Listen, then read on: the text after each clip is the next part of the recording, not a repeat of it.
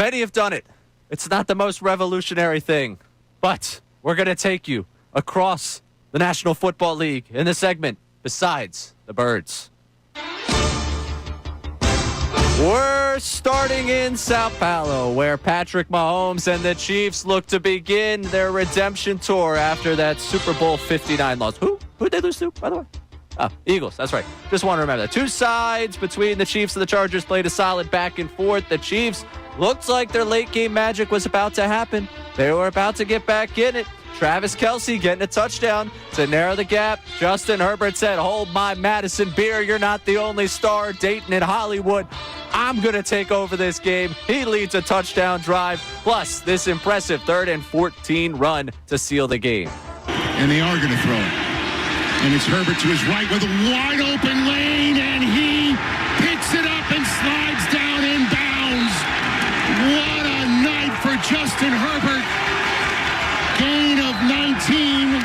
Chiefs 0-1 going into that Super Bowl rematch with the Birds next weekend. Moving to Sunday, I had to discount double-check the year. I spent the weekend at a college campus, and Aaron Rodgers tossed for 4 touchdowns as the Steelers opened the season 1-0. The Jets did have a chance late, but much like Rodgers himself, even when you think the Jets have a shot, they don't. Jalen Ramsey, after getting chippy with Garrett Wilson all game, knocks the ball out of his hands on 4th and secures the win. Here's Aaron Rodgers getting the last laugh postgame. You spoke about the meeting with Aaron Glenn on McAfee a few months ago. Beating him, is there significance in that, since he basically told you to your face that he didn't think you were right for that team? Yes, that's what he did. So there's significance in beating him again? I was happy to beat everybody associated with the Jets. From one New Jersey failure to another, Giants down in Landover, Maryland. Mr.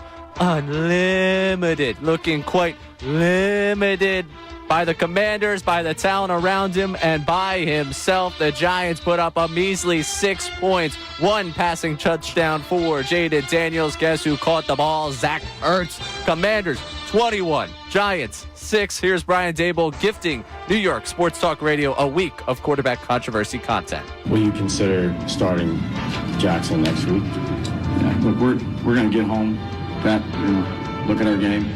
Collectively, we all got to do better. We'll see what happens there, but as for his old quarterback, Danny showed a Miami crowd that dimes aren't just native to South Beach. Daniel Jones tosses for 272 and accounts for 3 total touchdowns in a 33-8 Colts drubbing of the Dolphins. It all makes sense why Mike McDaniel said this back in the preseason. You should stand corrected. Good morning. False. Great morning. Let's go. What makes this one great? Because we're another day closer to death. And he's another day closer to the unemployment line. The Dolphins, looks like that run with Mike McDaniel is falling apart. Fire up the resume. And speaking of fired up, somebody hit that love train line. Somebody hit the music. The pack smoking on the Lions. Jordan Love isn't just what Jalen Hurts got week 1. It's also the name of the NFC North's best quarterback.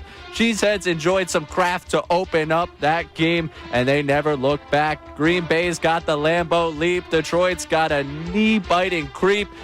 Pack 27, Lions 13. Here's Dan Campbell, upset postgame. We didn't play good enough. We didn't coach good enough, including me, and we didn't play good enough. So, like I told the team, it's tough, to go in and not certainly play close to your best game. And, you hate starting the season out with a loss. And as bad as that is, it's not what it appears to be. So, it's like I told them, let's clean up the tape.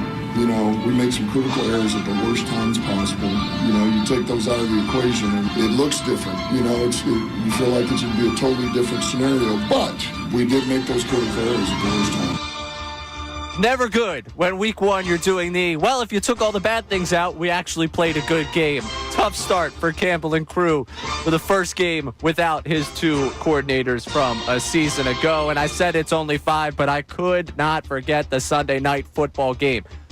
I had written this all ready to go. I was like, these are the 5. We'll talk about what happens in Sunday Night Football. And then the Ravens had a 99% chance of winning with less than 5 minutes left in the game.